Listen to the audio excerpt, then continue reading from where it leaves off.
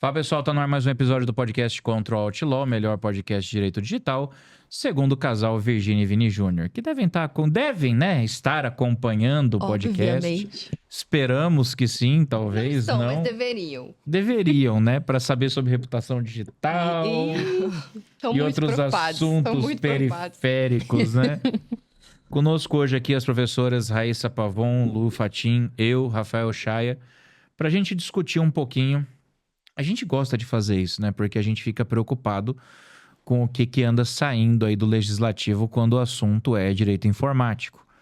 E a gente já meio que comentou aí alguns momentos de forma periférica, mas eu acho que é importante a gente fazer alguns comentários sobre o projeto de lei 2338, o famoso projeto de lei que visa regular a inteligência artificial no Brasil. E aí, senhoras, como é que vocês estão? Animada com o tema. Esse tema é muito importante. Eu acho que, inclusive, os últimos eventos de direito digital, direito informático, foram relacionados à inteligência artificial. Então, é um tema que a gente precisa discutir e é super atual. Então, é super importante. O momento que a gente está vivendo é inegável. Você pode não ser jurista, você pode não ser advogado, você pode não trabalhar nem com tecnologia, você já foi impactado pela IA. Então, discutir riscos, enviesamento algorítmico, a proteção, marco legal de uma inteligência artificial no nosso país é obrigação de todo cidadão. Você pode até não acompanhar o processo legislativo, mas as discussões que são decorrentes dessas modificações tão importantes e tão drásticas no nosso cotidiano, né? No cotidiano de qualquer profissional, até na nossa vida pessoal, né? A IA veio e 100%. transformou tudo. Mas, com certeza, as alterações da nossa vida profissional foram muito drásticas. E a gente discutiu um marco legal de extrema relevância. Então, eu achei que a gente já tinha até feito um episódio sobre o PL 2338. Mas a gente acabou discutindo ele só de forma marginal em episódios predecessores, né? Então, hoje um episódio só sobre o PL 2338. E quando for aprovada a legislação, a gente senta de novo e discute de novo. É isso aí. Então já segue a gente nas nossas redes sociais, @contra_out_law, para que você fique ligado aí não só nos cortes, mas também em frases do episódio, conceitos, e também para que você possa ter acesso aos nossos conteúdos anteriores. A gente está também no YouTube, @control_out_law. Lá você assiste todos os episódios completos das temporadas passadas. Vai lá, conheça os episódios, assista, curta, compartilhe com seus amigos. Seja um agente que promove o letramento digital. A gente precisa promover a cultura da internet segura, do conhecimento da internet e tudo mais. Então, curte lá, compartilha para que outras pessoas possam conhecer também. Segue os nossos perfis na rede social também, Instagram, @rafaelchaia.dv, @lufatim, @raissavpavon, @antony.dv e @o_luizbino. Apesar do Antony e do Luiz não estarem, eles ainda fazem parte desse podcast, então, pelo amor de Deus, não morram de saudade. Te cortando já, né? Porque, não, eu acho que a gente tem que cortar mais um outro. A gente é muito educado, cara. Pelo amor de Deus. Pode cortar. A gente respeita muito o tempo da até fala. esqueci o que eu ia cortar, mas enfim, o que me veio à cabeça agora é o Alexander Supertramp, quando ele fala happiness is only real when shared, que a felicidade só é real quando compartilhada. Então, o conhecimento também só vale a pena, só é real de verdade se você usa ele para tornar o mundo que você vive melhor. Então, se você detém algum tipo de conhecimento, principalmente que você adquiriu a partir deste podcast ou dos seus estudos sobre as temáticas que aqui são abordadas, você tem obrigação de contribuir para o letramento digital dos seus amigos, dos seus familiares e dos seus colegas de trabalho. É sua obrigação. Isso aí, até porque se você não compartilhar o podcast, tudo na sua vida vai dar errado. Isso. É isso aí. Esse é um podcast que tem apoio da ANAD, Associação Nacional de Advogados de Direito Digital, tá? O perfil dele, @ANADBrasil no Instagram, ou ainda anad.org nos navegadores. Para vocês entrarem no site, a gente esteve lá no Conad recentemente, reencontrou o pessoal. Maravilhoso. Que evento sensacional, cara. Lá na SPM. Muito bom. Quem não foi, perdeu. Vamos mandar um abraço aqui pra quem a gente consegue lembrar de cabeça que tava lá com a gente? Vamos lá. Marcelo Fonseca, Andresa Sobreira, Ricardo Castro, Cajazeira, Fábio Ema, Isaac Alencar. Renata Próximo, Renata Maria Próximo. Santos, Tava também o Opsi Blum, Renato Opsiblum e a Tata, filha dele. a Tata, filha dele, Flávio Durso, Luiz Durso. Quem mais? Professor Marcelo Crespo, coordenador da Marcelo SPM, Crespo. que também tava lá com a gente. Diogo Reis, nosso Diogo queridão. Reis estava lá também, falando sobre a espetacular a palestra dele. Tinha mais gente. Flamínia Freitas estava lá também. Quem mais estava lá? O pessoal da Brain ID estava lá. O pessoal da Verifact, Regina Cuto. Tava lá Regina, um também. beijo. Vamos Então, ver. assim, cara, a gente reencontrou vários amigos, a gente reencontrou gente pra caramba. Foi um momento bem legal. Olha, gente, não perca. Pietra. Bernardo de Azevedo também Bernardo estava de lá, Azevedo, pô. beijo, Bers. Pietra Quinelato. A Pietra Quinelato da... Preços abusivos, personalização de preços à luz da LGPD e Direito do Sensacional, Consumidor. É o livro sensacional. dela sobre isso, maravilhoso. Jefferson Kiohara, que fala de compliance. Elisângela Matos, de Quem compliance. tava com o Isaac era o Rafael também, não era? O Rafael já não teve aqui, mas teve no comitê da NAD. Vamos chamar o Rafael Amorim? Vamos. Rafael Amorim, gênio, está convidado aqui. Solano de Camargo, Solano Paulo de Camargo, Fogaroli, que esteve agora recentemente aqui em Campo Grande também. Abraço, Solano. Daniel Matos, a queridíssima Flávia Murad, Gabriel Berti, o genial Thomas Kefas, que fala de propriedade intelectual. Enfim, muita gente, do professor Roberto Pfeiffer, ou Pfeiffer, não sei como fala o nome dele. Núria Lopes, que fala muito de governança e de governança da inteligência artificial. Aliás, dedico esse episódio, então, à professora Núria e ao André Gualtieri, que tem um curso fabuloso sobre governança de IA. Inclusive, eu fiz esse curso e recomendo para todo mundo. E é isso. E vou fazer o jabá aqui, porque tem um certo livro de um certo autor que foi complementado esses tempos, saiu a 3ª edição. Revisada Então, e ampliada. aproveitem, assim que terminarem de ouvir esse podcast, procurem lá. Tinha que ter trazido. Pô, como é que não Pois traz? eu não trouxe, cara. Mas eu vou falar um negócio. Liberdade de expressão. Internet e Internet Telecidadania, e Telecidadania. terceira edição. Finalmente saiu a 3ª edição, gente. E os Editora pós-fácios. Mizuno. Pós-fácios de Nossa. profs Raíssa e Luísa. Prefácio da 3ª edição do professor Marcelo Fonseca. Pós-fácil da 3ª edição das professoras Luísa Fatim e Raíssa V. Pavon. Ampliamos, incluímos lá a discussão com relação aos inquéritos do Supremo, colocamos a discussão com relação ao julgamento do artigo 19 do Marco Civil, falamos sobre o conceito de desordem informacional, a gente ampliou os conceitos que a gente já tinha discutido nas outras edições sobre cultura de cancelamento, espiral de silêncio, atualizamos os dados, porque os dados já estavam ali um pouco datados, né? Trouxemos novas informações.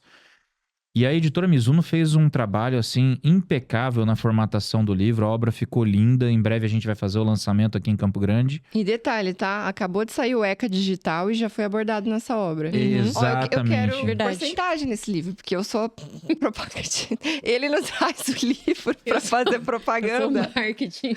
Eu sou um marketing. Só que você também não falou que lá no CONAD em São Paulo a gente também fez o lançamento do livro do COINTE, que é o Comitê de Inovação e Tecnologia. Procurem já. O e-book já está disponível. Você Tá na pode... Amazon, tá na disponível. Amazon. Quem tem a Amazon Prime, inclusive a Amazon, que você não nos patrocina, mas a gente tá aqui fazendo jabá pra você. Quem tem Kindle Unlimited pode Quem ler tem de Kindle graça. Unlimited, lê a obra do Comitê de Inovação e Tecnologia da NAD de forma 00, tá? São diversos artigos, todos no campo de direito digital. Tem coisa sobre IA, tem coisa sobre LGPD, tem questões de desinformação, Tem até artigo da área da André trabalhista. Ogé, tem artigo da Luísa, tem artigo meu, tem artigo do Thiago Basso, que já teve aqui no podcast também.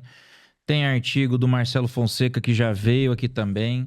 Tem artigo de bastante gente boa. Sim, um artigo mais incrível que o outro. E a gente leu o livro inteiro, tá? A gente é coordenador da obra, a No gente caso, teve a que gente ler, teve né? que ler, né? Não, falando sério, pessoal, vale muito a pena. E já baixem o e-book, mas a obra física sai até mês que vem, né? A gente faz Na uma descrição festinha. do episódio eu vou deixar Deixa o os link pro links, deixa os e-book, vou links. deixar o link pro meu livro. Boa. Vou deixar todos os links lá pra vocês poderem ver, tá? Pega lá, Ótimo. que vale a pena. Feito. Vamos cancelar esse episódio, fazer só um episódio de jabá? De jabás. É isso, gente. Sem mais delongas, Vamos ao PL 2338. Já fizemos propaganda demais, já monetizamos tudo que tinha que monetizar, né? Estamos ficando bom nisso, né? Estamos igual aqueles episódios, né, de podcast que as pessoas ficam 10 minutos fazendo propaganda. Tem que colocar um disclaimer embaixo. O episódio começa em... o episódio começa em, não sei, agora são 10h29 da manhã, não sei que hora que você tá ouvindo, então o episódio começa às 10h29 da manhã. Vamos lá, pessoal. PL 2338. Bem, eu preciso fazer, assim, uma observação rápida, que é uma das coisas que tá me chamando a atenção já tem um tempo, eu já falei sobre isso aqui no podcast, e eu quero reforçar porque eu notei isso muito forte no PL 2338. Tal da síndrome de Bruxelas, né, cara? A gente tá, de novo, se baseando fortemente numa legislação internacional. No caso, a legislação de regulação de inteligência artificial da União Europeia, né? A AI Act. AI Act. Cara, se você pegar os pontos da legislação da União Europeia com os pontos da legislação brasileira... é convergência em quase todos os pontos. Só tem divergência em um ponto só. Que a legislação brasileira ela prevê mais responsabilidade para o poder público. A AI Act não prevê tanto, mas de resto é muito parecido. Eu fico preocupado com esse lance da gente ficar pegando legislação de fora para usar como inspiração, mas essa inspiração meio que transcender um pouco a base da discussão. E a gente acabar tendo legislações que acabam não produzindo tantos efeitos quanto a gente esperava, né? Eu tenho essas preocupações também quando a gente fala de processos legislativos nacionais inspirados no mundo, né? Inspirados lá fora. Mas aqui não é uma legislação local inspirada numa legislação da Europa, cuja aplicabilidade prática é dificultada e as nossas culturas tão divergentes não absorvem a intenção do legislador, né? Eu acho que é diferente aqui. Aqui a gente está falando da primeira legislação global sobre o tema. É o primeiro marco mundial sobre o tema, né? De impacto. E a gente está falando de um marco que é extremamente merecedor de elogios, né? Então, a gente fala aqui de um marco que é focado na centralidade humana, respeito aos direitos humanos, dá protagonismo para o ser humano diante desse tesaraque, né? Nos termos do professor Paulo Lobo, acho que fala isso, futurista Paulo Lobo. E nos termos desse tesaraque que a gente está vivendo. Então, eu acho que foi bem-vinda. Eu acho que foi bem-vinda essa inspiração, ao menos por enquanto. Porque assim, a minha preocupação é sempre o aspecto cultural. A gente sabe que toda legislação ela é uma construção humana. Sim. Ela é uma construção social. E, cara, se você for levar em consideração os aspectos sociais básicos e fundamentais que representam hoje a sociedade brasileira e comparar com os fundamentos básicos que representam a sociedade europeia, cara, tem muita diferença. Então, assim, às vezes eu fico preocupado porque, assim, a lei, ninguém discute, a lei é ótima.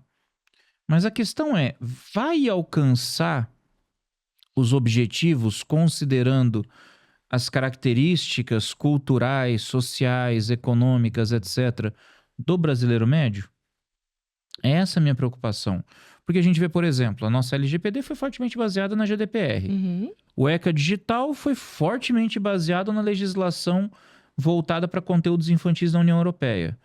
A gente tem normativas, por exemplo, como, bem recentes agora, a legislação que regulou criptoativos no Brasil, a 14478, que também foi fortemente baseada em regulamentos europeus. Cara, é aquilo que eu falo. Você quer saber qual que é a tendência do que vai acontecer no Brasil dentro da área do direito informático em pouco tempo?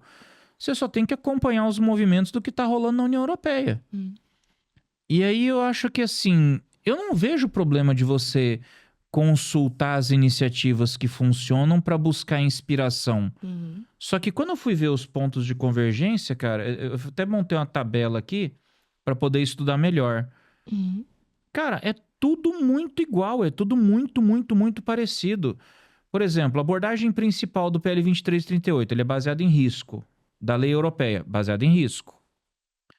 No Brasil, o foco são os direitos fundamentais. Na Europa, segurança de produtos e direitos fundamentais. Até as categorias de risco ficaram parecidas. No Brasil é risco excessivo, alto risco, risco limitado e risco mínimo.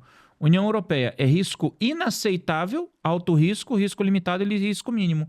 Até as categorias ficaram iguais. Então, eu preciso enxergar como é que isso vai se operar na prática. E me preocupa porque eu tô vendo pouca participação popular na discussão do projeto. Você tocou num ponto que é muito... Em 2 pontos que me chamam muito a atenção sempre quando a gente fala de regramentos, legislações que dizem respeito ao direito informático, direito digital. A gente tem uma diferença cultural muito grande, isso é fato. Então, assim, muitas vezes o texto da lei ele é muito bom, mas ele não tem uma força na prática, porque para a implementação dele, a gente ainda não está preparado nesse sentido, as pessoas não estão preparadas e muito mais, não existe uma participação forte do corpo social como um todo. Então, muitos desses projetos, então a gente tem lá o PL da cibersegurança, o próprio 2338 está tendo mais participação, mas a gente vê que o ECA Digital, talvez um pouco, que são projetos que acabam sendo colocados, né, no âmbito do ordenamento jurídico, vou colocar de uma forma bem formal, mas não é esse literalmente dizendo de uma hora para outra, né, sem uma preparação, e que acaba sendo mais uma lei que não tem a força esperada, né? Então, fala assim, tanto por uma questão de análise de contexto social, propriamente dito, assim, não adianta eu trazer um regramento da União Europeia para o território brasileiro, porque é totalmente diferente. O contexto social, o tamanho é totalmente diferente. Então, acaba que é mais uma lei em meio a tantas outras que não produz o efeito esperado. Mas sim concordo que o PL 2338 ele é muito, muito interessante, ele é muito robusto nas disposições, então ele traz uma estruturação lógica muito interessante de proteção de direitos humanos, quais são esses direitos, um regramento específico de, como se fosse um sumário, né, dizendo o que significa cada uma dessas expressões e essa classificação de riscos. Mas talvez a gente não esteja preparado para ele ter toda essa força.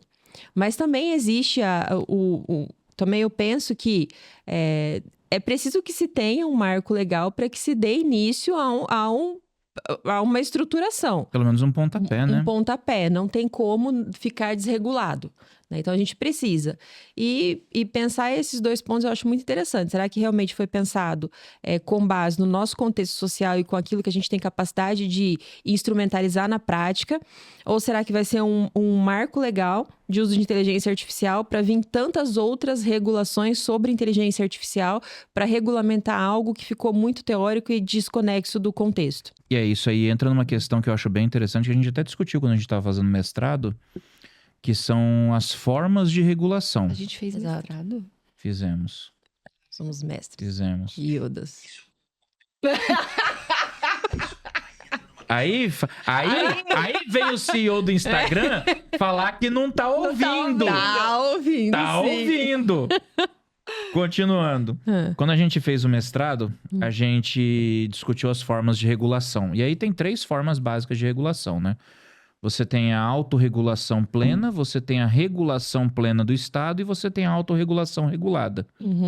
E aí, um dos grandes obstáculos da regulação é exatamente você ter esse dilema do que pode ser feito, esse dilema de até onde você pode regular sem você estrangular a tecnologia. Porque fica aquela história, se eu parto para uma autorregulação plena, eu tô chegando para as empresas e tô falando, ó, faz o que vocês quiserem, o que não é bom. Que não é bom. Se eu vou numa regulação estatal, o Estado vai ter essa responsabilidade de encontrar esse ponto de equilíbrio entre uma regulação que seja eficiente e o não estrangulamento do desenvolvimento da tecnologia. Não pode criar um ambiente hostil para que a tecnologia se desenvolva. Eu acabo enxergando que o modelo de autorregulação regulada acaba sendo ideal nesse aspecto. Sim. E eu acho que o PL 2338 ele poderia caminhar nesse sentido para fazer algo assim, para só criar as linhas gerais e a partir daí você ir regulando aos poucos. Por meio de portaria, resolução, etc. Ah, mas isso não dá certo. Claro que dá. O Marco Civil é dessa forma. O Marco Legal das Startups é dessa forma. O Marco Regulatório dos Criptoativos é dessa forma. São leis curtinhas de 30 artigos, 40 artigos. Que efetivamente instrumentalizam um ponto específico. Exato, define fundamento, define princípio, define direito, define as linhas gerais. Olha, a partir daqui, empresa, vocês vão fazer a autorregulação de vocês, mas vocês têm que observar esses princípios, esses fundamentos, esses direitos e esses objetivos. E aí setorial também, né? Exatamente. Então, assim, no digital eu acho que a autorregulação regulada ainda é um caminho interessante. O PL 2338, se caminhasse para esse lado, seria interessante. Seria extremamente interessante, ao meu ver. A gente já teve essa discussão quando a gente falou de... E é uma discussão bem básica no direito, se você for olhar, né? De lei geral e lei especial. Não no sentido de lei geral e especial, mas a gente precisa ter um regramento base e depois outros específicos. Eu acho que foi quando a gente analisou o caderno de direito digital do Código Civil. Foi isso mesmo. Mas eu acho que o raciocínio se aplica aqui também. Porque, ó, essa discussão tem muitas camadas, né? Eu concordo com o Rafa em relação a um modelo apropriado, principalmente para a gente não sufocar a inovação e a gente proporcionar que a gente possa exercer a nossa soberania digital de modo cada vez mais, adivinhem, soberano. Porém, não é uma preocupação minha o fato de termos praticamente um copia e cola do AI Act europeu. Não vou dizer que é notadamente um copia e cola, porque acredito que foram feitas adaptações cruciais que deixam a nossa regulação pelo PL 338 bastante em consonância com as legislações já existentes no país. Então, ele dialoga muito bem com o Marco Civil, dialoga muito bem com a Lei Geral de Proteção de Dados. O PL dialoga muito bem com princípios fundamentais da nossa Constituição Federal. E quando a gente fala de regulamentação de inteligência artificial, independentemente de você estar falando de Brasil, ou de Europa, ou de Ásia, ou isso ou aquilo, guardadas as devidas proporções culturais óbvias, a gente está falando principalmente de tecnologia que interfere no dia a dia do ser humano. E quando a gente coloca o ser humano no centro dessa discussão, a gente coloca o ser humano no centro da discussão, e não o brasileiro no centro da discussão, ou o americano, ou o francês, ou o alemão.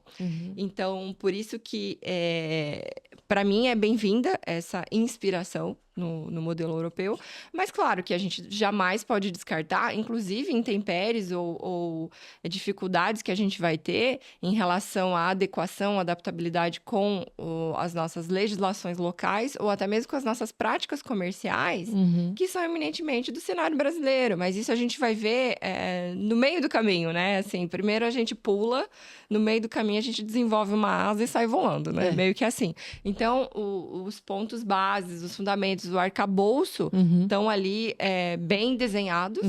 E a gente não sabe se vão aprovar o texto dessa maneira ou não. Estão bem desenhados e eventuais minúcias podem ser enfrentadas em legislações específicas ou em outras normativas. É o mesmo raciocínio que a gente empregou na discussão do Código Civil. Do Código Civil, né? A gente precisa de uma base e aí as outras minúcias a gente deixa para as legislações esparsas. Só que não vamos esquecer que tá tendo um lobby pesado das Big Techs, né, nessa discussão. Então, cara, esse negócio do lobby...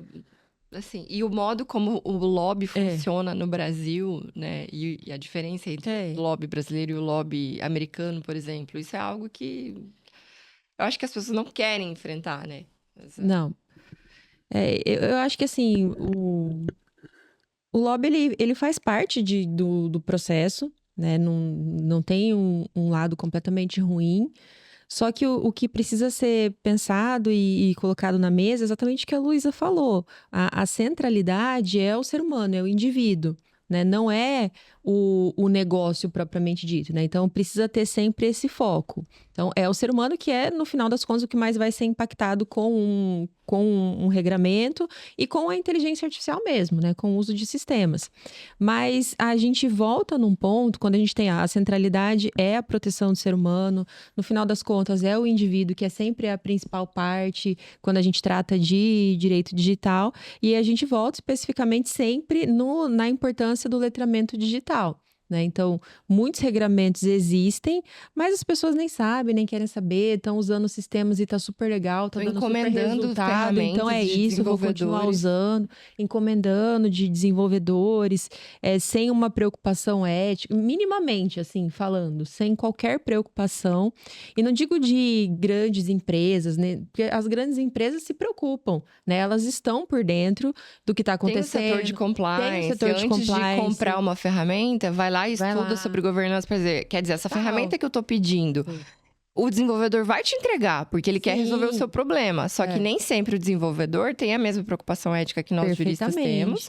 E pode ser que ele não tenha nem lido o PL para saber se a ferramenta que ele desenvolveu vai estar em consonância ou não com as normativas que virão. Ou nem se preocupou com uma estruturação contratual para a contratação daquela ferramenta ou daquele indivíduo que vai desenvolver aquela ferramenta. Então, assim, as grandes acabam que não entram tanto nesse bolo de preocupação. Porque elas vão se preocupar, elas vão se preparar, elas estão preparadas, né? Existem advogados que atuam, a gente atua nessa área.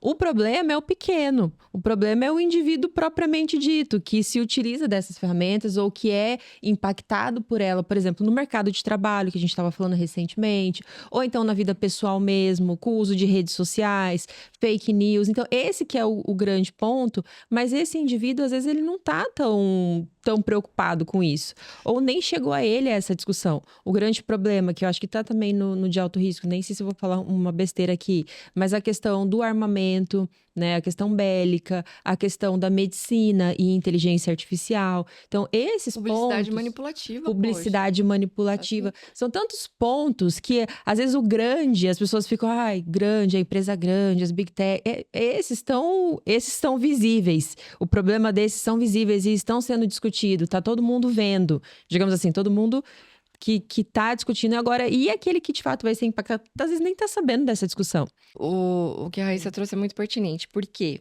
a gente pode partir do pressuposto que as grandes empresas têm os seus setores de compliance, tem o jurídico, tem até, inclusive, comitês que estudam as novas normativas para saber como implementar na sua realidade negocial, empresarial e tal, e etc. Até para fins de não só estar em consonância com a legislação, mas para proteger sua própria reputação. Sim. Só que, mesmo nessas grandes empresas onde há essa preocupação, nós temos o que dentro delas? Milhares de pessoas trabalhando ali nos seus computadores, nos seus celulares, que às vezes estão utilizando ferramentas à revelia do que a própria empresa orienta ou gostaria de que fosse uma condição aplicável a todos os funcionários, né? O fato de termos nas empresas funcionários humanos que muitas vezes se utilizam de ferramentas de inteligência artificial para executarem suas tarefas e fazerem parte de um todo organizacional, impulsiona a necessidade cada vez mais imperiosa de uma governança de inteligência artificial dentro das empresas.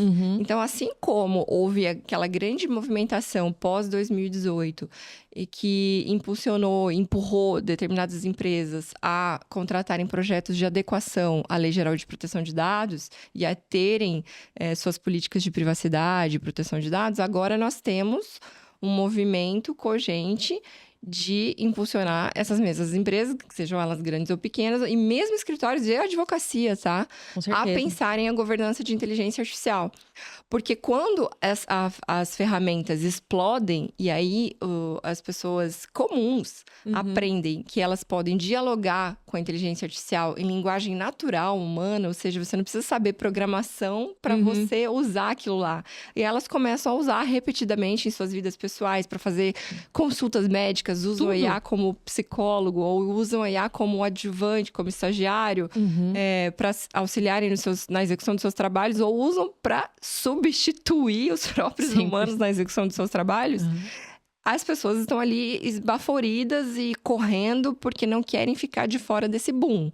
Aí, como elas querem participar do boom e, meu Deus, eu preciso usar, eu quero saber como usar, elas começam a se preocupar com quero usar como que usa e não quais os riscos, o que vai acontecer comigo se eu usar demais, qual a repercussão que isso vai ter na reputação do meu escritório, da minha empresa. o que isso vai me transformar enquanto ser humano, né? Sim. E os Vai me riscos impactar, dos né? outros, não só os usuários, efetivamente, quem efetivamente usa diretamente, por exemplo, um advogado que usa uma ferramenta para peticionar, ou para corrigir uma petição, ou para fazer uma busca de doutrina, etc.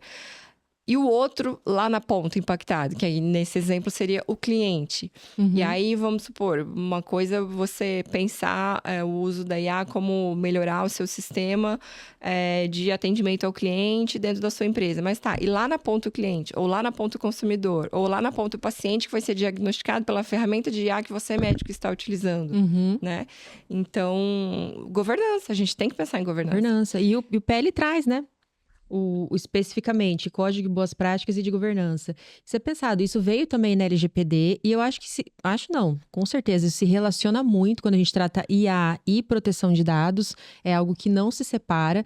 Então, acho que grandes escritórios, inclusive, já têm políticas de uso de inteligência artificial generativa, e essa dinâmica de proteção baseada em riscos, que a gente vê que realmente é algo que... Eu acho que é algo que já está aí e vai continuar dessa forma. No projeto de reforma do Código Civil estava dessa forma também. A gente já discutiu na época que a nossa responsabilidade civil hoje não abarca mais o meio ambiente digital, não tem como. Os danos são diferentes, as proporções são diferentes, a velocidade é diferente.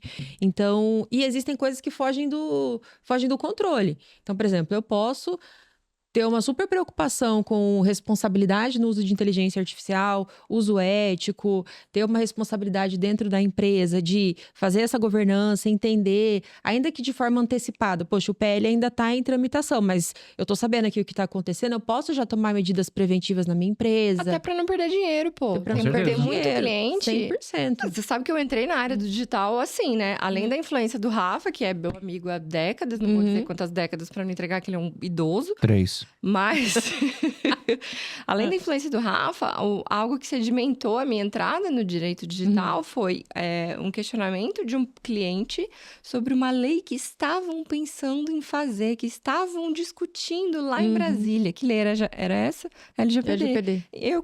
Aí eu me dediquei a estudar sobre privacidade e proteção de dados e me apaixonei porque privacidade, para mim, é um tema muito sensível. Sim. Porque as pessoas confundem, né? Você ser deixado em paz com ter privacidade. E hoje em dia, essa temática, ela explode na nossa cara. De um jeito assim, pô... Eles têm seus dados, mas o que eles vão fazer com eles? Não é sobre não ter meus dados, não é mais essa a discussão. Enfim, então foi justamente uma empresa que na época era minha cliente, que se antecipou muito antes da legislação ser aprovada. Ela queria saber o que era essa tal de privacidade e proteção de dados. Exatamente. Porque existe a ciência e a consciência que a gente não consegue controlar, né? Então, assim, o que eu faço dentro das minhas possibilidades para prevenir o máximo possível, e se acontecer, como que eu faço para barrar o dano mais rápido? Sim. Porque eu sei que né? Contingenciar, essa é a palavra. Porque eu sei que as pessoas vão usar, eu não vou controlar o meu estagiário usando o ChatGPT no celular. Não tem como você Aí evitar. que entra a governança, Aí pô. que entra... Mas eu posso controlar na máquina. Você vê, a gente teve aquela conversa com o desembargador Fassa, e ele falou que uma das razões por que está sendo feitos os treinamentos de IA com os funcionários do TJ é porque eles não podem se dar o luxo de permitir que os funcionários do TJ façam uso particular dessas ferramentas sem critérios. Sim. É porque eles estão mexendo com informações que são sensíveis. Cara, no que a gente falava no começo do podcast, lembra? Porque a gurizada tem, todo mundo, né? Mas enfim, as crianças têm um computador em suas mãos. Sim, eu tenho um pato aqui no celular. As crianças têm um computador em suas mãos. Eu vou impedir um adolescente de usar celular? Não vou impedir. Por mais, sabe, bossy que você seja com o seu filho, quando ele fizer 18 anos, ele vai ter um celular, não para começar, né? Então, fez 18 anos, tem um computador na mão dele, vamos ensinar a usar do jeito certo? Por isso que o uso ético tem que ser fomentado desde cedo. E aí, até voltando um pouco no assunto que a Raíssa ela comentou lá atrás, com relação às empresas que trabalham com o desenvolvimento e programação de modelos de cognição automatizada. E que elas muitas vezes não vão saber, por exemplo, se adequar ao que a nova lei diz. Isso é extremamente importante, porque esse é um dos pontos, esse é um dos critérios do sistema de risco que foi estabelecido dentro do projeto de lei 2338. Ele define um sistema de risco em 4 níveis, que é o risco excessivo, alto risco, risco limitado e o risco mínimo. O risco excessivo é o risco proibido. É o que ele não admite de forma nenhuma. Isso. É manipulação informacional, manipulação subliminar, etc. O que ele classifica como alto risco? Alto risco já é quando envolve questão de informação sensível, por exemplo, dados de saúde, dados biométricos, reconhecimento facial. Aí o projeto de lei ele traz um instrumento que ele demanda, que é uma avaliação de impacto algorítmico, que é para combater a questão do viés algorítmico, para que não haja o desvio. Até porque nós tivemos alguns casos de enviesamento, para quem não sabe o que é enviesamento, ou para quem nunca assistiu, né, nosso podcast, ainda não aprendeu o que é enviesamento algorítmico. O enviesamento algorítmico é quando os resultados apresentados pela inteligência artificial de alguma forma refletem preconceitos que estão expressos nos dados que alimentaram aquele modelo. A gente teve um caso emblemático, não vou citar o caso do Compass, porque todo mundo cita o caso do Compass, tá? Mas se você não sabe o que é, digita Compass, só que é com S só, tá? Com 2 S é o carro da Jeep. Novo modelo. O Jeep patrocina nós. Teve um caso emblemático que foi o caso da Amazon. A Amazon, ela foi fazer o recrutamento de alguns executivos. Ela queria recrutar executivos. Aí o que ela fez? Ela pegou os currículos dos executivos e falou, eu quero uma galera que tenha este perfil. E botou a inteligência artificial para fazer a seletiva. A inteligência artificial começou a eliminar todas as mulheres. Começou a eliminar mulheres. Qualquer pessoa que tivesse a palavra mulher ou menção ao sexo feminino no currículo, estava eliminando. Por quê? Porque os currículos que alimentaram aquele algoritmo eram de empresários homens. E o algoritmo interpretou o seguinte, não, esse cargo aqui é para uma função específica para homens, então mulher não tem que ocupar. Então, quando você vai tratar com esses dados biométricos, que é questão de sexo, orientação sexual, dados de saúde, etc., ele já classifica como alto risco. Tem que ter uma avaliação de impacto algoritmo para tentar mitigar esses vieses. Risco limitado. Risco limitado já entra uma exigência de transparência. Você vai ter que chegar e você vai ter que avisar para o usuário, o processamento aqui vai ser feito por inteligência artificial. Vai ser feita uma transparência. Então, por exemplo, eu tenho uma revista científica que vai fazer avaliação de artigos e eu quero fazer a avaliação de forma automatizada. Vou ter que deixar claro para a galera, gente, vai ser feita uma primeira avaliação por inteligência artificial. Eu tenho uma empresa, eu quero contratar, vou fazer análise de currículo. Galera, o negócio é o seguinte, esse currículo eu vou analisar primeiro por IA, tá? Então, tem que fazer esse aviso, tem que ter transparência. E aí a questão de risco mínimo não muda absolutamente nada, fica como está hoje. Só que quem que se classifica como risco mínimo? O spam. O spam, que a gente normalmente já recebe, é risco mínimo. Não tem problema nenhum. Então, as empresas que vão operar com algoritmos, que vão operar com inteligência artificial, elas já vão ter que ter essa consciência.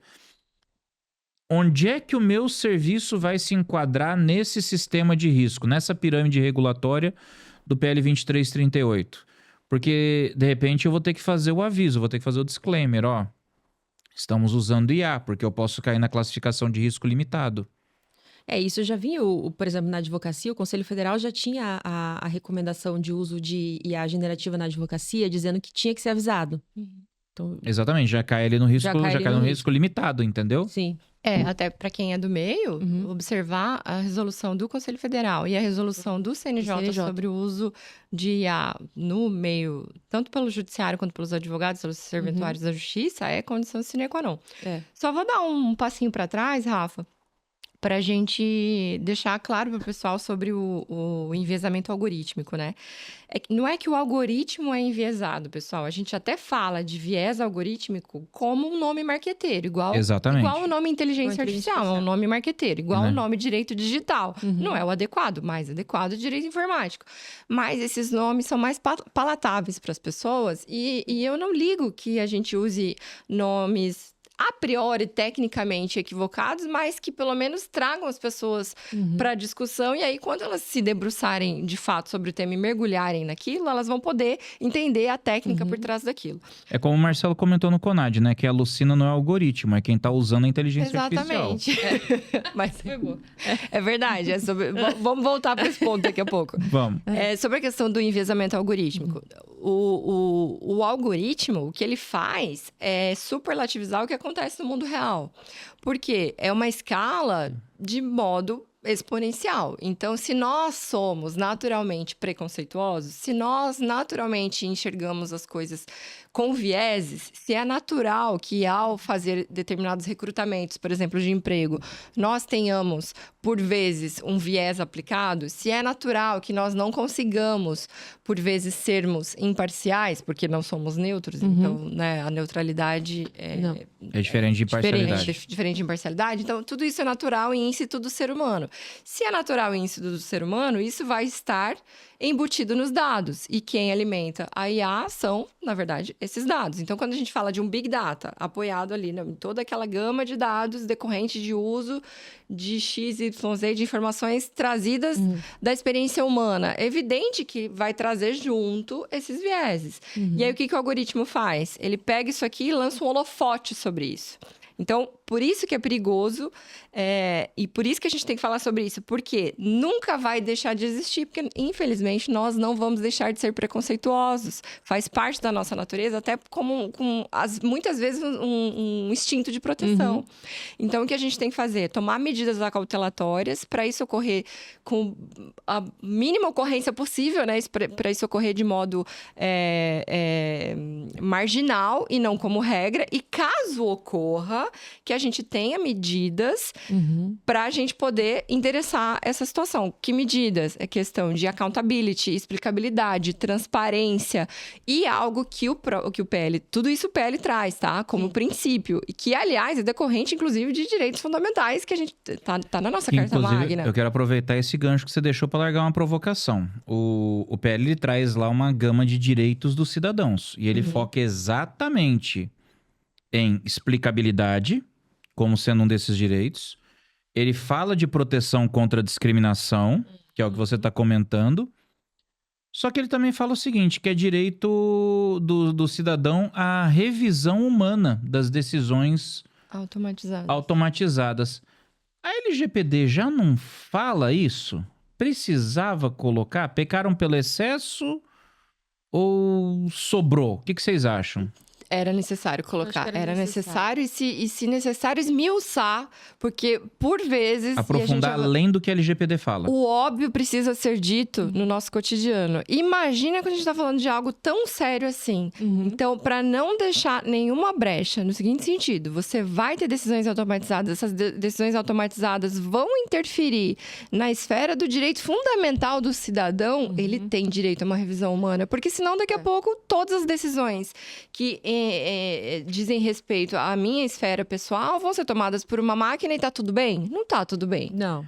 Até porque a gente, assim, às vezes as pessoas não têm a noção da dimensão dessa tomada de decisão automatizada, né? Essa dimensão pode influenciar na aquisição de bens, pode influenciar na sua saúde, pode influenciar na sua vida particular mesmo, no seu dia a dia, no seu trabalho. Pode ser diferença de vida ou morte. Vamos dar um exemplo. Vamos dar um exemplo, tá? Vamos lembrar que até com o julgamento agora do artigo 19 do Marco Civil, a tendência é que, por exemplo, as decisões com relação à suspensão de conteúdos e banimento de contas, todas vão ser automatizadas. Exato. Isso impacta profissões, influenciadores digitais principalmente. Exatamente. No exemplo que a Rá citou. Um exemplo prático sobre a importância de uma revisão humana, de uma decisão automatizada, é, por exemplo, a análise de score que vai definir se você vai ter direito, por exemplo, a renovar o seu plano de saúde. Uma decisão automatizada baseada num score equivocado pode trazer uma decisão que vai prejudicar aquela pessoa que está adquirindo um plano de saúde. Ele pode até não conseguir renovar o plano dele. Ele pode ser excluído do plano por uma decisão negocial. E uma decisão preconceituosa, ou seja, a partir de um determinado histórico de saúde, eu vou ter um tratamento desigual da máquina, mas na verdade não é só uma decisão negocial, e sim um enviesamento da máquina, pô, você está tirando dessa pessoa o direito a ter um tratamento digno de saúde. A mesma coisa no score O bancário. direito à saúde. Se você, nos últimos 5 anos, pagou todas as suas contas em dia, você tem uma movimentação financeira bacana, você não fica devendo ninguém, você usa o cartão de crédito com parcimônia e não comprando coisa que não precisa com dinheiro que não tem. Fica a dica. Tá, não, a gente não faz isso. Como a gente faz. Se você tem a sua vida financeira toda organizadinha, recebe em dia, paga em dia, O sua advogado conta tá mandou sempre... ficar em silêncio. Sua conta tá sempre no azul. E, de repente, você precisa contratar algo com o seu banco. Ou mesmo precisa de um empréstimo porque é uma situação emergencial de saúde ou de família, etc. E o score do banco tá baixo, com base nas informações de 10 anos atrás, quando você era um quebrado, fudido, mal organizado, que não pagava as contas em dia... Universitário. O banco não vai te dar o empréstimo que você precisa para fazer uma cirurgia de Mas eu emergência. posso dar uma porque curiosidade? ele olhou o score antigo ao invés de olhar o score do ano passado. Mas eu daí posso dar uma entra- curiosidade? Pode. O score do cara que muitas vezes tem empréstimo, usa limite É e melhor. usa o cartão, é melhor É melhor. do que o empréstimo do cara que não usa limite, não usa cartão e não tira empréstimo. É melhor porque o nosso ordenamento jurídico valoriza o devedor. Exatamente. sempre assim. Mas aí já é outra. É outro enviesamento. É outra Outro discussão. enviesamento. e O Mas é devedor outro sempre sai enviesamento.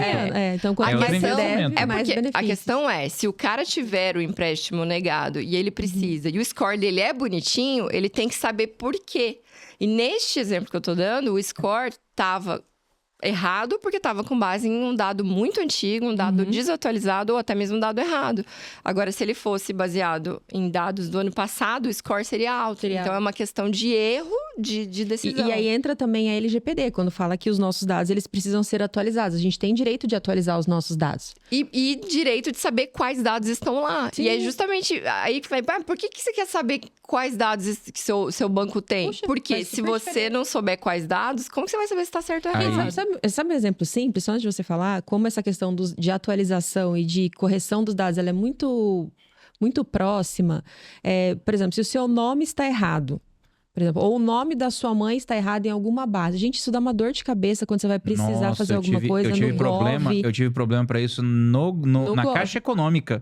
Gente, é Pra muita dor acessar- de pra cabeça. Você não Só- viaja. Para acessar o aplicativo do FGTS, cara, eu tive dor de cabeça com isso. Eu não conseguia porque o nome da minha mãe estava errado. Aí você tem que descobrir onde que tá errado, em qual lugar tá errado. Por quê? Porque no RG dela tá correto.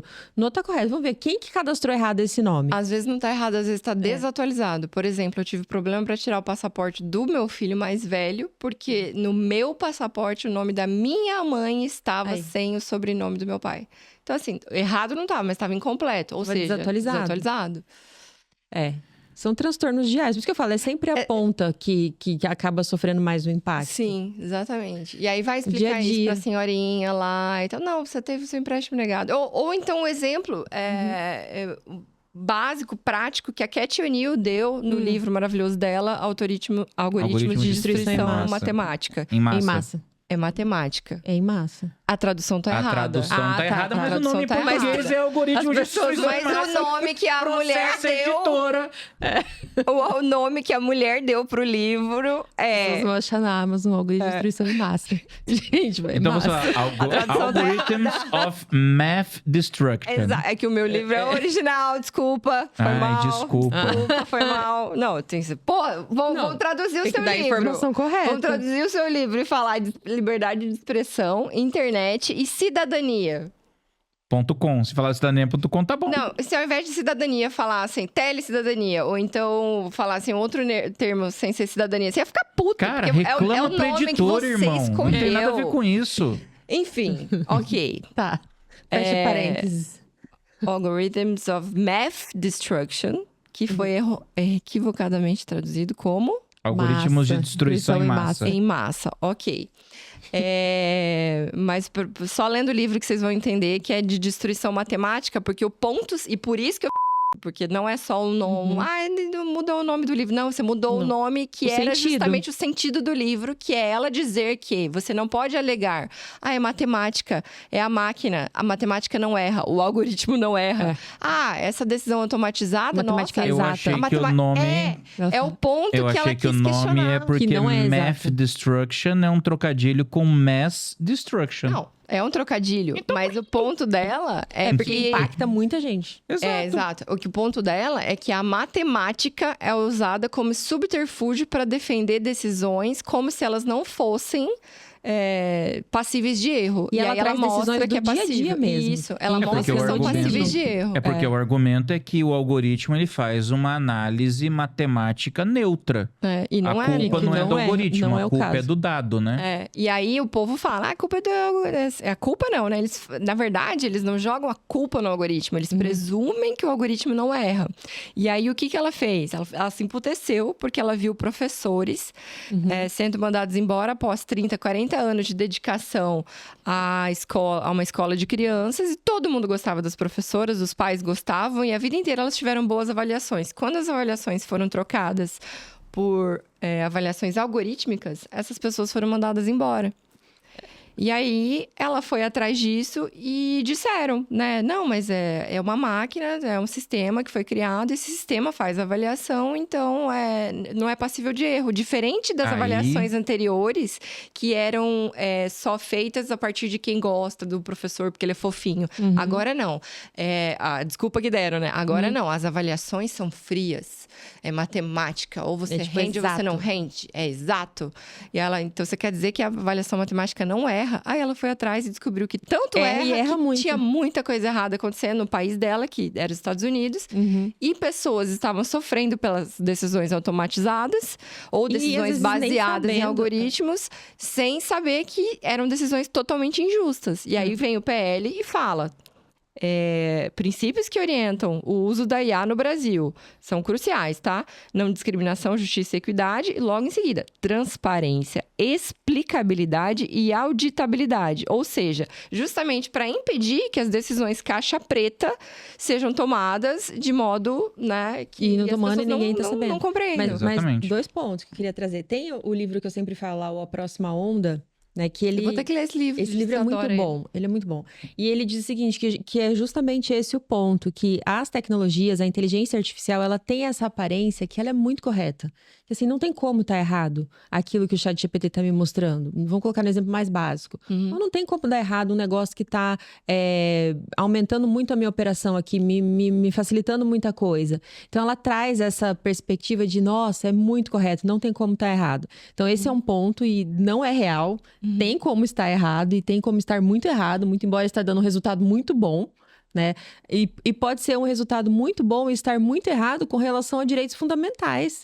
Né? Poxa, eu estou lesando o mercado de trabalho, eu estou lesando o mercado de avaliação de crédito, estou barrando o crédito para as pessoas, mas então pode estar errado nesse sentido. Exato. Então, não é muito... E o outro ponto que eu ia falar me fugiu da cabeça agora. Até você lembrar, o próprio desembargador Fácil, eu acho que ele notou essa questão da alucinação, porque a IA teve o despautério, a ousadia de inventar um princípio de direito ambiental, e quem estava do outro lado... analisando, era um desembargador justamente especialista em direito do meio ambiente. Ele olhou aquilo e falou, mas esse princípio não existe, minha querida. E aí perguntou, de que livro você tirou? De tal livro. Ele tinha o livro, foi lá e olhou e não existia. Fala da alucinação, é porque todo mundo fala assim, a IA alucina, cuidado, a IA alucina. E aí o nosso querido amigo lá no Congresso falou... gente, não é a IA que alucina. Se você tá achando que esse negócio vai te responder tudo correto e você tá usando sem conferir, quem tá alucinando é você. Exatamente. Totalmente. Esse é o ponto. E aí, tudo isso que a gente tá falando, lógico, vai implicar em responsabilidades. O projeto de lei, ele estabelece que as empresas são responsáveis pelos danos causados por seus sistemas de inteligência artificial. E nos casos de modelos de alto risco, a responsabilidade, inclusive, vai ser objetiva, sem necessidade de provar a culpa. Aqui eu fico pensando o seguinte, a gente vai conseguir responsabilizar aqueles que tiverem representação no território nacional. Se não tiver representação no Brasil, não vai ter o que fazer. Eu acho que, assim, eu não acho que precise colocar na lei. Agora eu tô colocando um ponto de vista de quem interpretou a norma. Isso não exclui a responsabilidade de quem faz o mau uso. Por exemplo, você tem hoje plataformas... Você tem plataformas de inteligência artificial hoje que são utilizadas para fazer deepfake de nudez, os deep nudes. A gente teve um caso agora que explodiu recentemente de uma escola que descobriram um grupo de WhatsApp em que as alunas que tinham lá 14, até menos de 14 anos, estavam tendo as imagens modificadas digitalmente para ficar pelada. Nossa. Aí é aquela história. Eu vou responsabilizar a empresa? Vou, pelo que está escrito aqui, vou, porque isso aqui é um algoritmo não só de alto risco, mas até mesmo de risco excessivo, a gente pode colocar. Mas e o usuário que fez isso? Ele também vai responder, obviamente. Acho que a lei nem precisa falar que a responsabilidade é solidária nesse caso. Porque também tem o Marco Civil que trata da questão da nudez. Exatamente. Então, a responsabilidade civil ela acaba casando os dois. Então, até para deixar bem claro aqui pro pessoal que acha que não, a lei fala que é a empresa que é responsável. Não. Ela também será responsável. A gente não vai excluir a responsabilidade do usuário. Não, total. E o nosso, tem que deixar isso bem claro. O nosso ordenamento jurídico, ele não é colocado em caixinhas que não se conversam. Né? A gente precisa ter uma interpretação sistemática do direito sempre. Né? Então, a gente vai pegar o que o PL diz, o que o Marco Civil diz, o que o Código Civil diz. Então, assim, não é uma interpretação literal, né? Digamos assim, é uma interpretação sistemática de todo o sistema que rege o direito digital como um todo. Então, acho que não fica muito... Vou fazer perguntinha de aluno aqui, porque provavelmente os alunos que estão ouvindo vão pescar, que você menciona nesse exemplo aí das crianças utilizando... ferramentas de IA para gerarem imagens deepfakes de nudez. E aí o Rafa falou que isso pode até ser classificado como um risco excessivo. Porque, vamos deixar claro, é crime. É crime. Artigo 216B do Código Penal. Mas eu acho que o risco excessivo é porque é criança, né? Não porque é crime. Sim, com certeza. Porque, mas também porque é crime. Porque é grupo e você também tem, né? E você ainda tem a mudança recente que foi aprovada na lei no crime de dano psicológico contra a mulher, que é do artigo 147B do Código Penal, que incluiu um parágrafo único que diz que você vai ter uma pena maior quando o dano psicológico for por meio de algoritmo que faça esse tipo de montagem. Isso tem o ECA digital também. O ECA digital também entra aí, que ele também fala de montagens. Quer dizer, essa é uma ferramenta que é colocada à disposição mediante pagamento em... São várias, não é uma ou outra, não. São várias ferramentas que fazem isso e que vão demandar uma ação do poder público, vão demandar uma regulação para que sejam derrubadas. Esse é um dos pontos que eu acho assim, mais importantes, porque existe hoje uma bolha da inteligência artificial que você hoje tem modelos que fazem tudo para qualquer pessoa. E a gente precisa começar a filtrar isso um pouco. Caramba, a gente tem inteligência artificial que desenvolve vírus de computador. A gente tem inteligência artificial que clona a voz que está sendo usada para aplicar fraude. A gente tem inteligência artificial que faz clones em vídeo que está sendo utilizada para aplicar golpe. O golpe do advogado evoluiu essa semana. O golpe do falso advogado. Grande, sim. Um amigo nosso, o advogado, o cliente dele mandou um áudio com a voz dele. Nossa. Mandou um áudio com a voz dele. Então, assim, já chegou no nível... E a voz, assim, com flexão, com pontuação, não é uma voz com titubeio. robótica. Não é mais uma voz robótica. Né? Foi. Então, assim, essa questão da responsabilidade civil tem que ser trabalhada de fato. E quando ele puxa a responsabilidade objetiva nos casos das IAs de alto risco, é aquela história. Cara, a própria empresa vai ter que começar a tomar as medidas necessárias para poder prevenir o mau uso da ferramenta. Porque senão vai sobrar para eles, lógico. E aí entra um ponto do próprio PL também, que é a supervisão e fiscalização, né? Você tem que ter meios, o Estado precisa ter meios de fiscalizar isso, porque senão adianta ter um regramento sem uma fiscalização e sem uma punição consequente, né? Subsequente. E você tem que fomentar a inovação responsável, você não vai estrangular a tecnologia. Sim. Você vai fomentar um desenvolvimento que seja responsável. Tanto que o projeto de lei ele prevê a criação de sandboxes regulatórios para que Perfeito. você possa desenvolver a tecnologia de forma segura. Vamos tentar separar traduzir um joio aqui. do trigo, tirar aquilo que é Exato. ruim, mas aqui vai continuar bom. Vamos tentar, a partir do exemplo que o Rafa trouxe, traduzir isso na prática para o pessoal entender. Então, a gente tem aí o PL trazendo as classificações de risco, que eu achei muito bacana. Tem o risco excessivo, tem o alto risco, tem, né?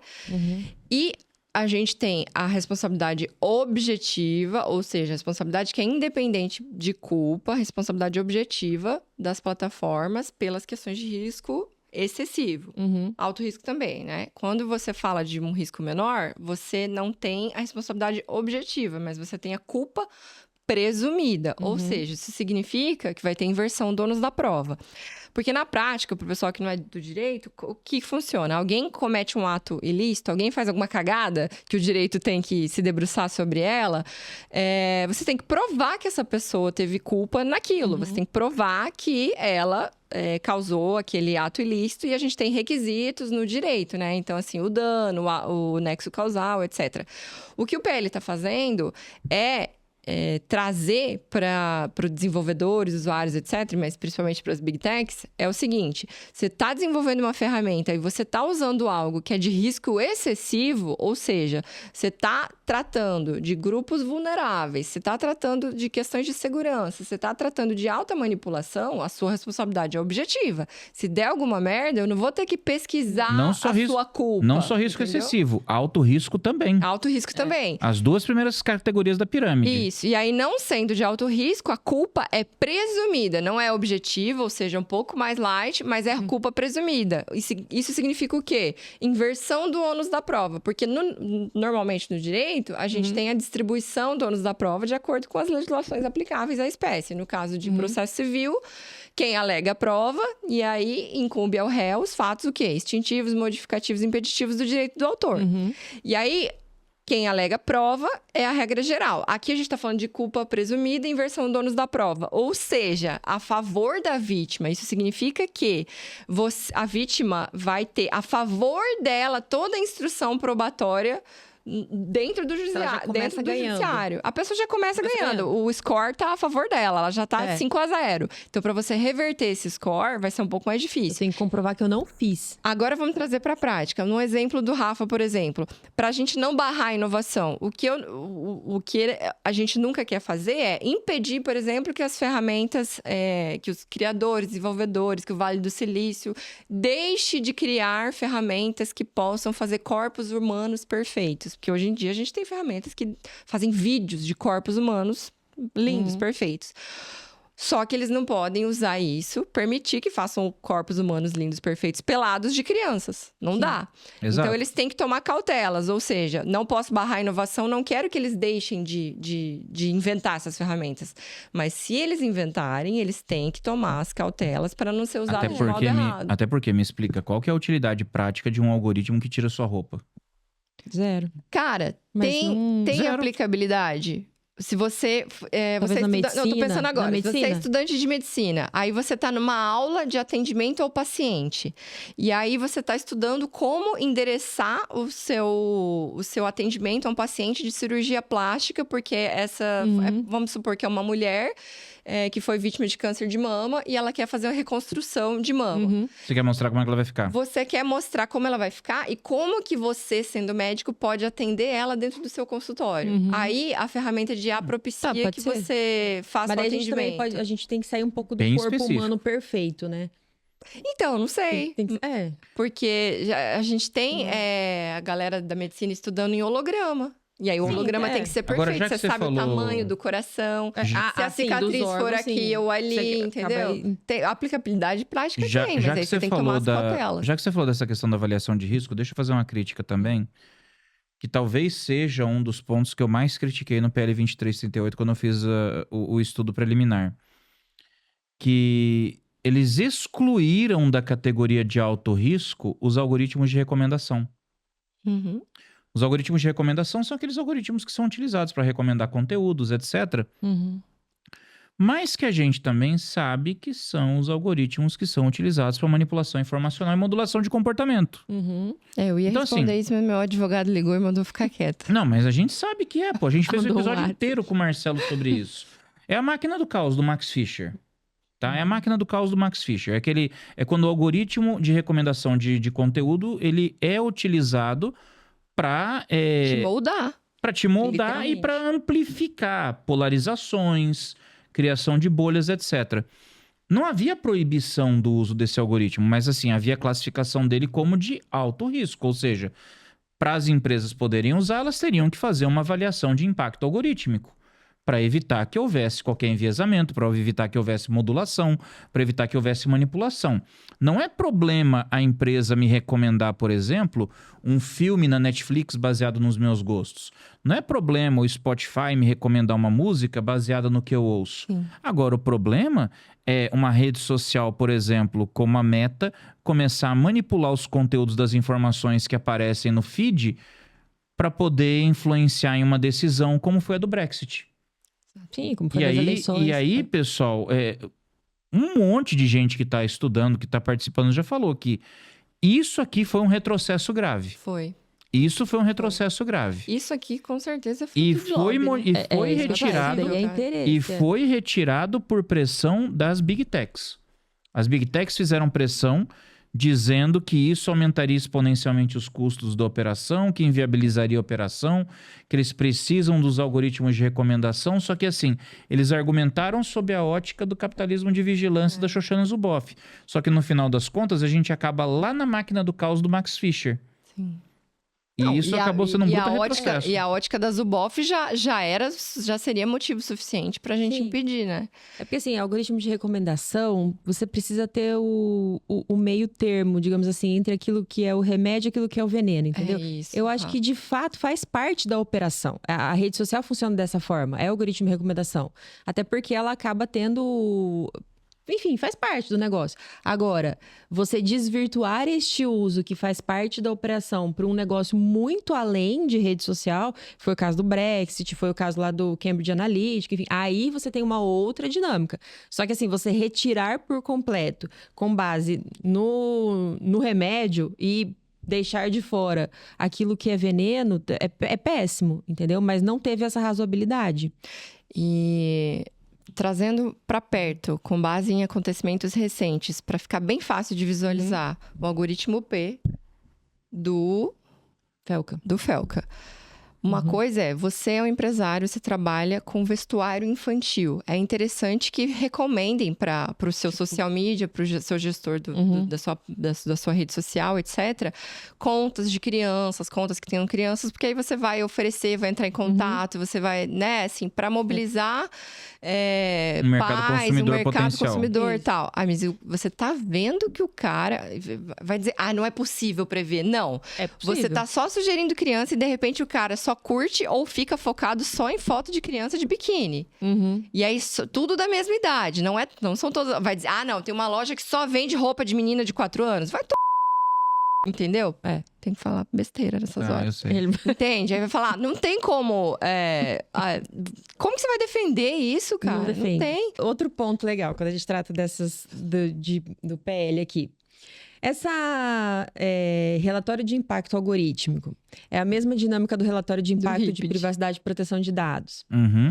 Isso é algo que precisa ficar claro que não é algo que se faz uma vez só e esquece na vida. Igual um projeto de Toda adequação. vez que for necessário, pra tem que fazer. sempre. É algo que precisa ser revisto constantemente. E é algo que a gente tem um modelo padrão. A gente Até porque o tem algoritmo como evolui, seguir. né? Isso, o algoritmo evolui. Só que, talvez na prática, em algumas situações, isso acaba sendo um documento a mais. Entendeu? Então, a gente não pode deixar que ele se torne um documento a mais. Sabe como um cumprimento de requisito? Você tem que apresentar sua carteira de identidade, seu RG, seu CPF. Tá aqui, esse relatório de impacto algoritmo que na prática não vai refletir o real impacto do algoritmo, ou talvez foi feito por um indivíduo que não tem tanta noção técnica desse impacto. E isso é um ponto também. A gente precisa de qualificação técnica para que essas leis relacionadas ao direito digital de fato se implementem, e não só do advogado, a gente não está falando só do profissional advogado. A gente tem deficiência de formação técnica em possíveis órgãos reguladores, no próprio legislativo, no executivo, no judiciário. Então, essa capacitação técnica é muito importante. Então, para que a gente tenha essa dinâmica de que não é um documento que eu vou fazer uma vez e eu vou estar super seguro porque eu fiz esse documento. Então, quem fez esse documento? Foi feito com base em quê? Você contratou uma empresa especializada para fazer? Qual o contexto? Exatamente. Né? Foi feito com base em alguma regra específica de gestão de riscos, ISO específica? Porque, assim, os regulamentos eles vão se relacionando, né? Aqui o PL fala, a gente precisa fazer uma relação de impacto algoritmo. Como você vai fazer? Você vai ter que ir atrás de gestão de riscos, você vai ter que ir atrás de ISO específico que trata de metodologias de gestão de riscos, de empresas que tratam disso, e se essas empresas estão preparadas para fazer esse específico do impacto algoritmo, de entender. Então, assim, eu acho que essa instrumentalização e essa operacionalização que é muito difícil na prática. E isso foi uma dificuldade da LGPD. Então, ainda é, né? Porque assim, os primeiros projetos de adequação não são os mesmos de hoje em dia. A coisa evoluiu, 100%. até porque saíram as orientações da NPD. A própria NPD foi vendo na prática que funcionava e que não funcionava. As próprias orientações de mercado mudaram e isso impacta até nas soluções que são sugeridas para a empresa, né? É a NPD que vai fiscalizar esse aqui do PL? Por enquanto. Por enquanto é. A gente não sabe ainda, né? Mas Pois por é. enquanto. Vamos ter que fazer outro episódio. Não, eu sei, mas é assim, eu só queria fazer uma... vamos ter que fazer, sabe por quê? Pra entrar artigo por artigo. Não, vou ter que entrar artigo por artigo. E outra coisa, a gente pode até convidar alguém, de repente, pra participar da conversa com a gente. Legal.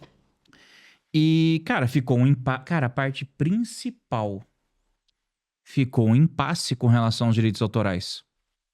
Eles não definiram... Não sabe o que fazer. Eles não sabem o que fazer, eles não definiram... É que o mundo não sabe o que fazer, né? Cara, eles não definiram como é que vai ficar Não a questão do acesso ao material que é protegido por direitos autorais, que é usado odiernamente para treinar esses modelos. Que, na verdade, já foram feridos os direitos autorais. De uma galera, Já pô. foram, Você não viu que a Meta baixou aí 200 mil vídeo pornográfico, não sei pra quê? Foi a última. A OpenAI deu rolo porque baixou um monte de livro.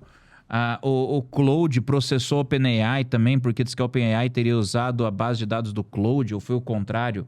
A OpenAI que processou o Claude porque usou a base de dados da OpenAI. A Midjourney já teve problema com os artistas do DeviantArt. Quer dizer... A gente tem o caso de Hollywood, dos atores de Hollywood. Sim, pô, pelo amor de Deus.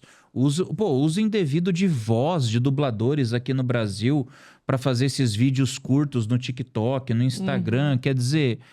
Cara, a inteligência... Como que você controla isso, né? Como que você controla? Até que a gente saiba como que vai ficar, muita gente tá se antecipando, já colocando nas suas disposições contratuais, e inclusive em próprio testamento, né? O que quer que faça, mas o que aí quer você que vê não que é um faça. troço que é 880, né? Porque tem vários atores que estão dizendo que não quer que use imagem e não quer que use a voz. Enquanto isso, o Kiss foi lá e vendeu a banda inteira. Tipo, foda-se, pode fazer o que Vendeu vocês a banda quiserem. inteira por 2 bilhões, pode fazer show, Cara, pode usar holograma, Tudo. pode usar tudo. Não tem muito Deixa eu procurar parâmetro o valor ainda, que eu vi né? ele falando 2 no bilhões. podcast. Foi 2 mesmo? bi de 2 dólares? 2 bi. De dólares? 2 Não, bi de não. dólares. Não. 2 bilhões de dólares, pode olhar aí. Procurar. Quantos são 2 bilhões de dólares? São trilhões Aqui? de reais. Não. Não, dá uns 6 bi. Não, dá 10 bi. 10 bi. 350 milhões de dólares. 300 2 bilhões de reais. Tá, 2 bilhões de reais. reais. Então, 2 bilhões tá. de reais. Ah, tá. Então. Não, 2 bilhões de dólares. O Paul sei lá. Stanley falou. 350 milhões, eu acho. Tipo assim, não sei se eu ganhei 350 milhões ou 400. Qual a idade deles? O Paul Stanley Bastante. morreu agora há pouco Paul tempo, não foi? Stanley? Ele acabou de falar isso no podcast. Não, teve um cara do Kiss que morreu, pô. Foi a IA dele falando. Não, teve Ele um cara falou- naquela entrevista aí, aquela olha, entrevista o antiga. Paul Stanley falou isso uma semana atrás. Tá, peraí.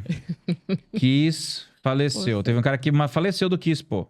Não, mas não foi nem o Paul, nem o... Ah, foi o Ace Frehley que faleceu agora em outubro, aos 74 anos, hemorragia cerebral. Então fica de herança. Os membros remanescentes, Então, aí- Paul aí Stanley e Gene alguns- Simons, lamentaram a morte. Alguns atores estão falando, que se quiserem fazer IA, usar minha voz, usar minha imagem, podem usar, desde que os meus herdeiros recebam. Foi o guitarrista fundador do Kiss que faleceu. Esse que é a grande preocupação, né? Porque são pessoas que já... por exemplo, 2 bilhões de reais, 350 milhões de dólares. O cara já, no final da vida, beleza, ele tá pensando em quem ficou. Aliás, o grande mérito do Kiss é que os caras conseguem ser mais assustadores sem a maquiagem do que com a maquiagem. Que fique registrado. Maldade? Eu vou mandar um videoclipe no auge deles. Eles têm cara de senhoras. Eles têm cara de senhoras. senhoras. Eu não acompanho muito. Assiste o primeiro videoclipe que eles fizeram sem maquiagem. Você digita assim, primeiro videoclipe do Kiss sem maquiagem. Velho, os caras parecem uns predador fugitivo. É estranho mesmo. É muito estranho. É muito estranho. Não quem processa a gente autorizou? não, tá? É brincadeira. Quem autorizou o uso de IA desde que os herdeiros recebam, além de vários outros atores, foi o Mufasa, o leão, pai do Simba. Óbvio que é o cara que faz a voz dele. O E James Earl Darth Jones? o James Earl que é Jones. o Darth Vader. Sim, ele é o Darth Só Vader. que o Darth Vader é o Mufasa, né? Ele é o pai do príncipe. É o Mufasa. Ele é o pai do príncipe em Nova York. Ele foi o vilão do Conan. Ele foi o Mufasa. Ele foi o Darth Vader. Ele foi um cara cego num filme que eu não lembro qual era, que é muito dele é do bom. Mufasa. Não, Você não melhor ouve a voz voz dele é do Darth Mufasa? Vader. Não te dá um dá negócio? Dá. Dá. Dá um É quentinho. isso, gente. A gente Melhor tem que falar podcast sobre de direito digital. sanções nas próximas. As sanções, que Falem o também que vocês estão querem que a gente fale do PL na próxima. bem próximas, viu? Porque multa de 50 milhões, 2% do faturamento global, ficou... Acho é pouco. Mas ficou Fora mais da leve que da imagem, União né? Europeia, porque na União Europeia são 35 milhões de euros e 7% do faturamento global. Ainda ficou um pouquinho mais Falando leve. nisso, fica a dica aqui para quem assiste a gente. Vocês querem saber a quantas andam as multas aplicadas pela Europa ou pelo mundo afora? Tem um site, vocês digitam lá Enforcement Tracker no Google e ali ele te mostra qual país, que cagada que foi, que tal empresa, a pessoa que foi fiscalizada fez, qual foi a multa, qual foi o ato e o que mais que ela fez ali para mitigar isso aí. Enforcement Tracker. É bem bacana para quem quer acompanhar a aplicação mesmo na prática das legislações de proteção de dados na Europa. É bem legal. Ó, nós vamos ter que fazer uma lista dos temas que a gente já falou, que a gente, precisamos fazer um segundo episódio. Acho que esse já é o terceiro ou quarto que a gente fala isso. A gente tá precisando voltar em vários temas. E o ECA Digital, a gente ficou de voltar também, viu? A gente eu falou achei bem que era A gente tem que voltar no inicialmente. ECA Digital, a gente tem que voltar nesse PL aqui. Vamos fazer isso com convidados da próxima Legal. vez. Aí a gente pode fazer o primeiro Global sem é convidado e o segundo com convidado. De repente, pode ser. Aí a gente mede quanta besteira a gente falou. Gente, o negócio é o seguinte. Besteira não, aqui são opiniões Não, abalizadas isso que eu ia de falar, professores são que opiniões. estudam, tá? Isso aqui não é aula, não é Não. doutrina. Isso aqui é um bate-papo. É um podcast. Né? Você pode concordar, você pode discordar. Mas se discordar, gente, discorda com fofura, com Se amor. discordar, vocês estão errados, tá? Continuando. Pessoal, é isso aí. Então a gente vai retomar. Esse a gente precisa retomar. Esse a Eu gente acho precisa que retomar. Tira o pé uma do análise- almoço. uma análise dispositivo por dispositivo, eu acho que é importante a gente fazer, tá? Ou talvez por temas. Exato. Já segue a gente então nas nossas redes sociais, @contra_out_law. Segue a gente também nos nossos perfis lá no Instagram, @lufatinha, @raissavpavon, @rafaelchaia.adv. Luiz Bino e Anthony não estão com a gente, mas segue eles também, @luizbino, @anthony.adv. Gente, muito obrigado pela audiência de vocês. Fiquem com Deus. Até a próxima e fui. Tchau. Tchau.